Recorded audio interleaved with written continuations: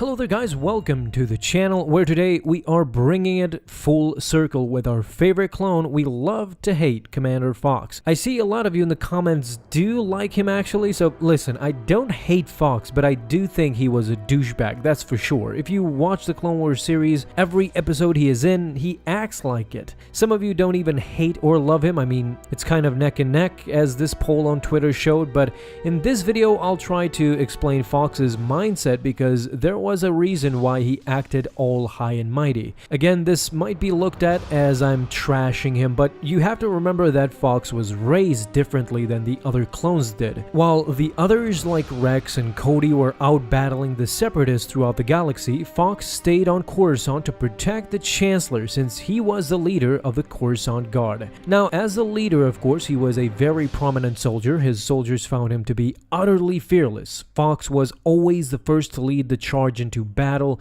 even in the most gruesome combat situations such as the attack on Zero's palace. His exemplary performance has made him one of the most highly decorated soldiers in the Republic Army, but you can't deny his closeness to the Chancellor. After all, he was the commander to the Coruscant Guard and he had direct contact to Palpatine, as seen when Palpatine talked to Cad Bane directly through Fox. This came with its perks, of course. He was very close to Palpatine and enjoyed its privileges, but then again, while Fox spent all of his time protecting rather than fighting, I don't believe he had much interaction with the Jedi, or at the very least, fought with them in battle. You see, a brotherhood is formed in the trenches. Rex and Anakin are proof of that. They were extremely close, and so were Obi-Wan and Cody. Good man, that Cody. But Fox, on the other hand, didn't have those experiences, and as such, he seemed to have a cold relationship with the Jedi. Understandable, because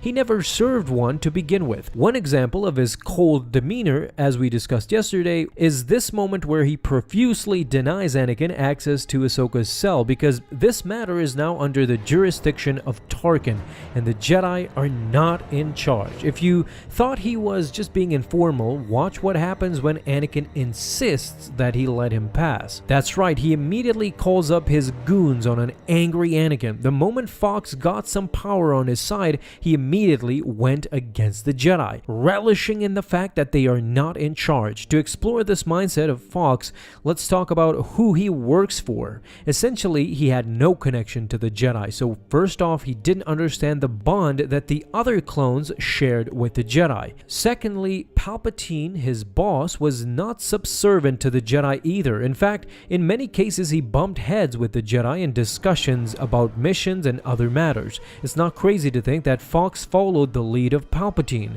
If Palpatine didn't take them seriously, then Fox didn't either. Can you imagine if Fox actually talked to Palpatine about the Jedi? You have to remember that in the movies and in the Clone Wars series, Palpatine was constantly undermining the Jedi Order in every way he could.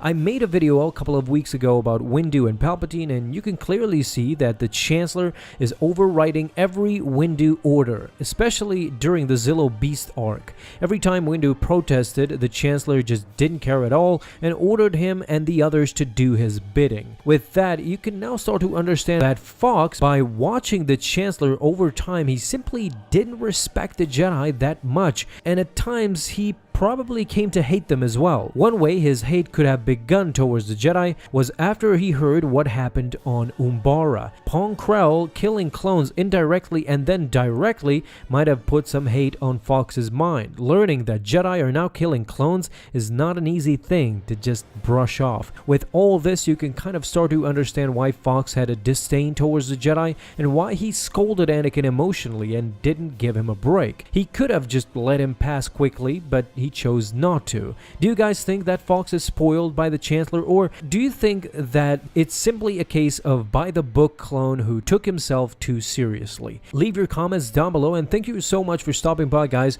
If you enjoyed, leave a thumbs up as well, and hit that bell to get notified the moment a new video is up. Have an awesome day, my friends, and may the Force be with you always.